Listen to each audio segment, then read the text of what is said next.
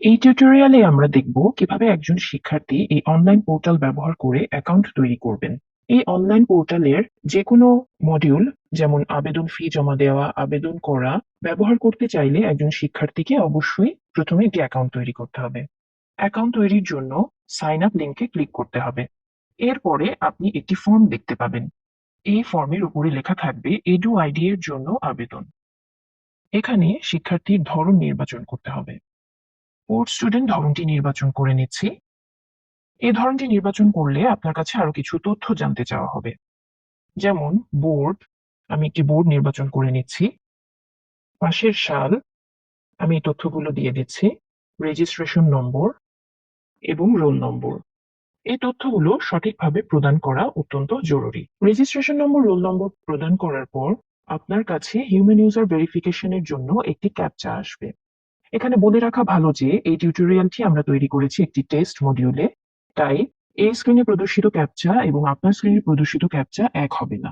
আপনার স্ক্রিনে দুটি সংখ্যার যোগফল অথবা বিয়োগফল আপনাকে বের করে পাশের একটি বক্সে দিতে হবে। এরপর জমা দিন বাটনে ক্লিক করলে শিক্ষার্থীর বিস্তারিত তথ্য দেখা যাবে। এসব তথ্যে ভুল থাকলে তা স্বীয় বোর্ডের সাথে যোগাযোগ করে অবশ্যই সংশোধন করে নিতে হবে। কেননা এসব তথ্যে ভুল থাকলে, বিশেষত লিঙ্গ তথ্যে ভুল থাকলে আপনার কলেজ নির্বাচন প্রক্রিয়া প্রভাবিত হবে। এই ফর্মে আরো কিছু তথ্য দিতে হবে, যেমন ধর্ম নির্বাচন করতে হবে। এই মডিউলে ধর্ম নির্বাচন করে দেওয়া হয়েছে, কিন্তু আপনার মডিউলে ধর্ম নির্বাচন করে নিতে হবে। এরপরে রয়েছে মোবাইল নম্বর। এখানে একটি সঠিক মোবাইল নম্বর প্রদান করতে হবে। এখানে উল্লেখ্য যে এই মোবাইল নম্বরটি প্রত্যেক অ্যাকাউন্টের জন্য ভিন্ন হতে হবে এবং মোবাইল নম্বরটি সঠিক ও সচল হওয়া অত্যন্ত জরুরি। কেননা অ্যাকাউন্ট তৈরির এক পর্যায়ে এই মোবাইল নম্বরেই একটি অস্থায়ী পাসওয়ার্ড প্রেরণ করা হবে। এরপরে রয়েছে জন্ম নিবন্ধন নম্বর, যা আবশ্যক নয়, ঐচ্ছিক। তবে এই নম্বরটি জানা থাকলে তা দিয়ে দেওয়া ভালো, কেননা এই তথ্যটি আপনাকে পরবর্তীতে অ্যাকাউন্ট পুনরুদ্ধারে সাহায্য করবে। এ পর্যায়ে জমা দিন বাটনে ক্লিক করে এগিয়ে যেতে হবে। এবার আপনি একটি বার্তা দেখতে পাবেন, যেখানে দেখানো হবে আপনার এডু আইডি, অর্থাৎ আপনার এডু আইডি সফলভাবে তৈরি হয়েছে। এখানে আরো একটি নির্দেশনা রয়েছে, যা হলো একটি অস্থায়ী পাসওয়ার্ড আপনার মোবাইল নম্বরে প্রেরণ করা হয়েছে। উক্ত ইউজার নেম এবং পাসওয়ার্ড দ্বারা আপনি এখন লগ ইন করতে পারবেন। অর্থাৎ আপনার যে মোবাইল নম্বরটি প্রদান করেছেন তাতে আপনি একটি ওটিপি পেয়েছেন। সেই ওটিপিটি সংগ্রহ করে আপনাকে পরবর্তী ধাপে এগিয়ে যেতে হবে।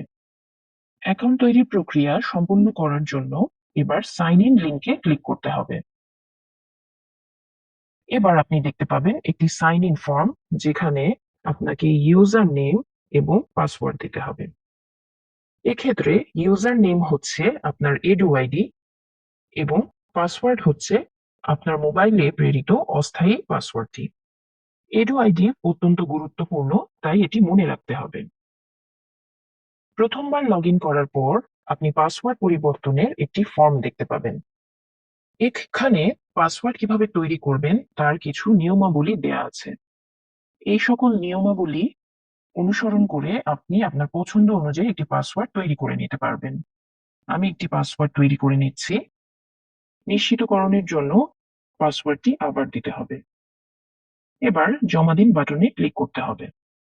এ পর্যায়ে আপনি আপনার অ্যাকাউন্টে প্রবেশ করতে পারবেন এবং আপনার ব্যক্তিগত তথ্য দেখতে পারবেন, অর্থাৎ আপনার পাসওয়ার্ড তৈরি সফল হয়েছে। পরবর্তীতে আপনি চাইলে লগ আউট করে নিতে পারেন এবং পরবর্তীতে লগ ইন করার জন্য আপনার এডু আইডি এবং আপনি যে পাসওয়ার্ডটি এইমাত্র তৈরি করলেন তা ব্যবহার করে আপনার অ্যাকাউন্টে প্রবেশ করতে পারবেন। আসসালামু আলাইকুম। আমরা এই ভিডিওতে একাদশ বা সমান শ্রেণীতে ভর্তির জন্য অনলাইন আবেদন পোর্টালে কিভাবে পেমেন্ট করতে হয় সেটি দেখব।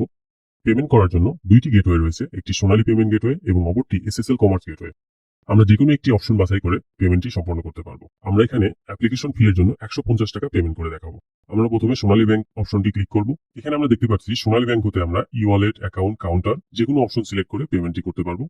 এছাড়াও কার্ড অপশন রয়েছে এবং কার্ডের মধ্যে American express, master card, Nexus card ব্যবহার করে আমরা পেমেন্টটি করতে পারবো। এছাড়াও মোবাইল ব্যাংকিং রয়েছে, সেখানে আমরা বিকাশ, ওকে ওয়ালেট, রকেট, নগদ ইত্যাদি যে কোনোটি ব্যবহার করতে পারবো। আমরা সোনালী ব্যাংকের মাধ্যমে অ্যাকাউন্ট অপশন বাছাই করব। অ্যাকাউন্ট অপশনটি সিলেক্ট করার পর আমরা দেখতে পাচ্ছি আমাদের 150 টাকা পে করতে হবে, প্রসেসিং ফি 5 টাকা 75 পয়সা। সুতরাং মোট আমাদের 155 টাকা 75 পয়সা পেমেন্ট করতে হবে। আমরা কনফার্ম বাটনটিতে ক্লিক করব। এরপর এখানে আমি একটি ডামি অ্যাকাউন্ট প্রবেশ করাচ্ছি। এখানে উল্লেখ্য এই মোবাইল নাম্বারটি অ্যাকাউন্টটির সাথে সংশ্লিষ্ট হতে হবে। একজন শিক্ষার্থীর সাইন আপ প্রসেসে একটি মোবাইল নাম্বার নেওয়া হয়েছিল, সেই মোবাইল নাম্বারের সাথে পেমেন্ট করার সময় এই মোবাইল নাম্বারের কোনো সম্পর্ক। এরপর আমরা নেক্সট বাটনটিতে ক্লিক করব এবং এখানে আমরা ওটিপি প্রবেশ করাবো। এই ওটিপিটি পেমেন্ট প্রসেসের সময় আমরা যে মোবাইল নাম্বারটি প্রবেশ করিয়েছিলাম সেই মোবাইল নাম্বারে প্রেরণ করা হবে। ওটিপিটি প্রদান করার পর আমরা কনফার্ম পেমেন্ট বাটনটিতে ক্লিক করলে আমাদের পেমেন্টটি সম্পন্ন হয়ে যাবে। এখানে দেখা যাচ্ছে পেমেন্টটি সম্পন্ন হয়েছে। এখন আমরা সোনালী ব্যাংকের অন্যান্য অপশনগুলো একবার করে দেখব। আমরা যদি মোবাইল ব্যাংকিং এ বিকাশ অপশনটি সিলেক্ট করি তাহলে দেখতে পারবো বিকাশের ক্ষেত্রে 2 টাকা 36 পয়সা প্রসেসিং ফি যুক্ত হবে এবং মোট আমাদের 152 টাকা 36 পয়সা পেমেন্ট করতে হবে। আমরা কনফার্ম বাটনটিতে ক্লিক করব। এবার আমরা পে উইথ বিকাশ এই বাটনটিতে ক্লিক করব। এখানে আমাদের কাছে মোবাইল নাম্বারটি চাওয়া হবে, আমরা মোবাইল নাম্বারটি প্রদান করব। এই মোবাইল নাম্বারটির সাথে শিক্ষার্থী যখন সাইন আপ করেছিল তখনকার মোবাইল নাম্বারের কোনো সম্পর্ক নেই।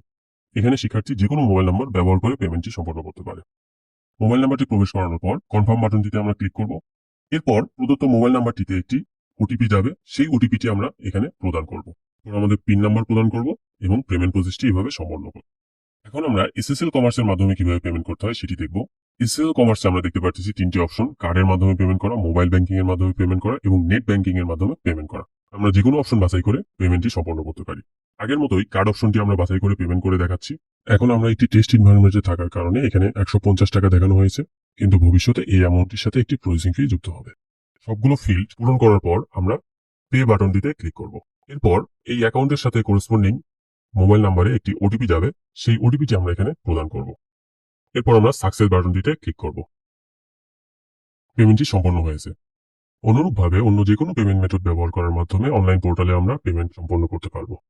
এই টিউটোরিয়ালে আমরা অনলাইন আবেদন পোর্টালের বিশেষ একটি ফিচার দেখব। এই ফিচারটি হচ্ছে কলেজ ওভারভিউ। একজন ব্যবহারকারী লগ ইন না করে এই ফিচারটি ব্যবহার করতে পারবেন।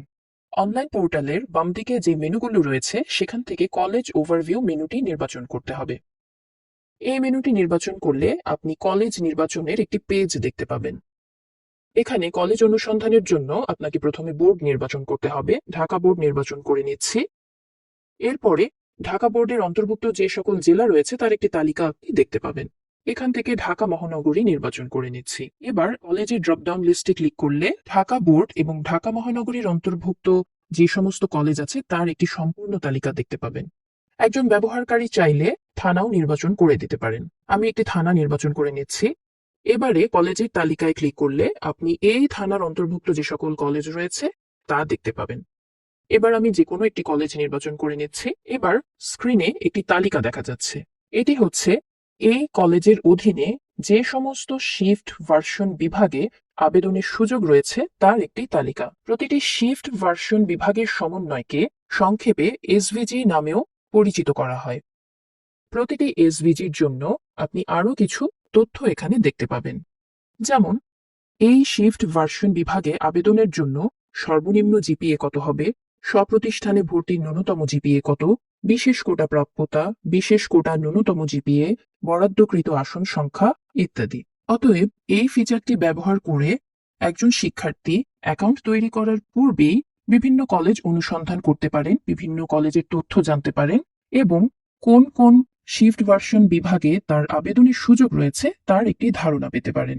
এখানে উল্লেখ্য যে এই টিউটোরিয়ালগুলো আমরা তৈরি করেছি একটি টেস্ট এনভায়রনমেন্টে, তাই এই টিউটোরিয়ালে কলেজ অনুসন্ধানের যে প্রক্রিয়াটি দেখানো হলো তা আপনি এই মুহূর্তে ব্যবহার করতে পারবেন না। তবে কিছুদিনের মধ্যে এই প্রক্রিয়ার মাধ্যমেই আপনি কলেজ অনুসন্ধান করতে পারবেন। আপাতত কলেজ ওভারভিউ মেনুতে ক্লিক করলে আপনি যা দেখতে পাবেন তা হলো এরকম। এখানে আপনি প্রতিটি বোর্ডের নাম দেখতে পাচ্ছেন এবং বোর্ডে ক্লিক করলে আপনি একটি পিডিএফ দেখতে পাবেন। এটি হচ্ছে বোর্ডের অধীনে সকল এসভিজি এর তালিকা। আশা করছি কিছুদিনের মধ্যেই এই টিউটোরিয়ালে প্রদর্শিত প্রক্রিয়ার মাধ্যমে আপনি কলেজ অনুসন্ধান করতে পারবেন।